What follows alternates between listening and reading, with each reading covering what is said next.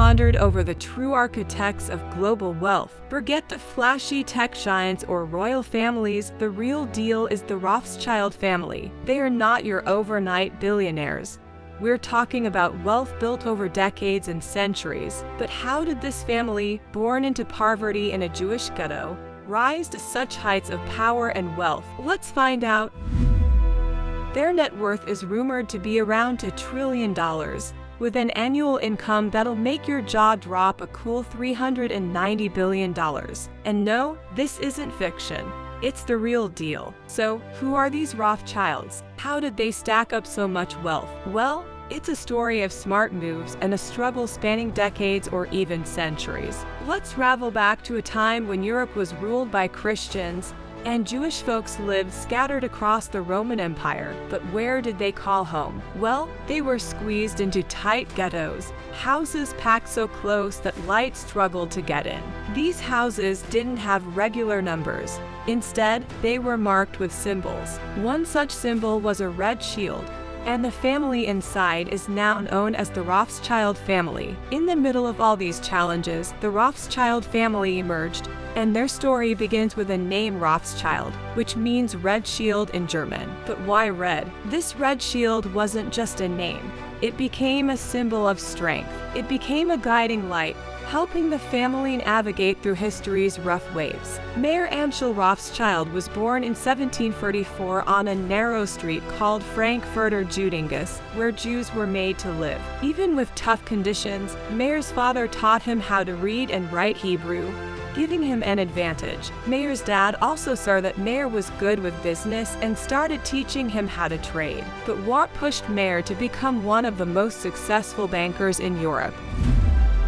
Back in the day, Christians stayed away from the money-lending game, leaving it entirely to the Jews. They were money experts with a deep understanding of money exchange and collecting coins. In 1763, Amschel jumped into this money game. Within a few years, he had an extensive coin collection that caught the eye of Crown Prince Wilhelm of Hesse in 1769. Imagine a coin collection so cool that even royalty took notice. His coin collection earned him the prince's trust, and by 1785, when Wilhelm IX of Hesse rose to power, he handed over all the financial duties to Amschel. And just like that, Amschel became the court Jew, a big deal back then. It was like the Rothschild family stepping onto the royal stage. It was just a starting point.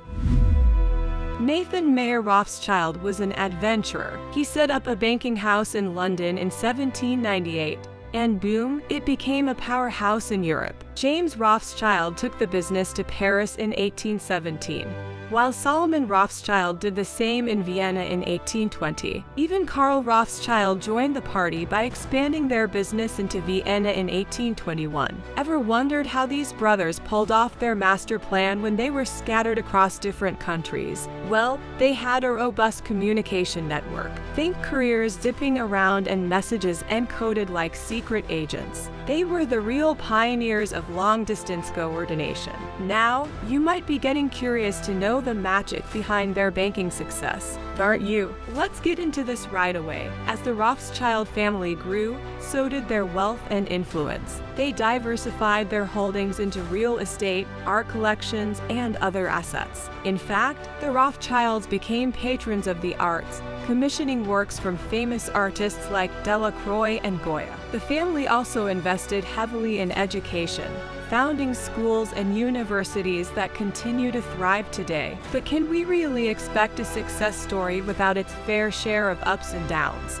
Ups and downs in Hitler's era. When the storm of Hitler's era hit, the Rothschild family faced its most challenging chapter. The Nazis, fueled by hatred, targeted Jewish communities, stripping them of their homes and wealth. The Rothschilds, despite their prominence, couldn't escape this tragedy. They watched as their fortune crumbled. In 1938, when the Nazis grabbed Austria, some family members had to make a difficult choice. They left everything behind and sought refuge far from the clutches of hatred. For those who remained, It was a battle against oppression, a fight to protect what was rightfully theirs. One poor soul even got captured and had to pay a jaw-dropping $21 million for his freedom, the biggest ransom in history at that time. It practically wiped out the Austrian Rothschilds. The Nazis, in a power grab, seized their homes, businesses, and all of their art collections. Paris faced a similar art raid a few years later. They caught over 5,000 items, and guess what? Most never found their way back. Yet,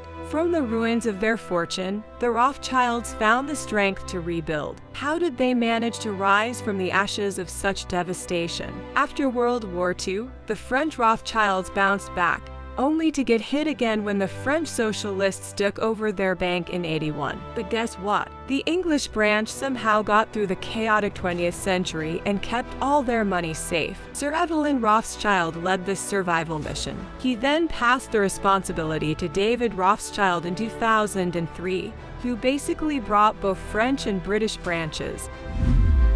Today, the Rothschild family is still one of the wealthiest dynasties in the world. They have a diverse portfolio of investments that includes real estate, private equity, and philanthropic endeavors. The family is known for its commitment to social causes like education, healthcare, and environmental sustainability. Want to know what distinguishes generational wealth and newfound riches? Click the link in the top right corner and uncover the secrets now. If you think that they are merely a family of successful bankers, you might be wrong. Beyond traditional banking, the Rothschilds have mastered the art of diversification. With equity investments in giants like Meta, Apple, and Bank of America, their portfolio is as diverse as it is extensive. The family controls over 70% of wine sales in Europe and showcases a multifaceted approach to wealth accumulation.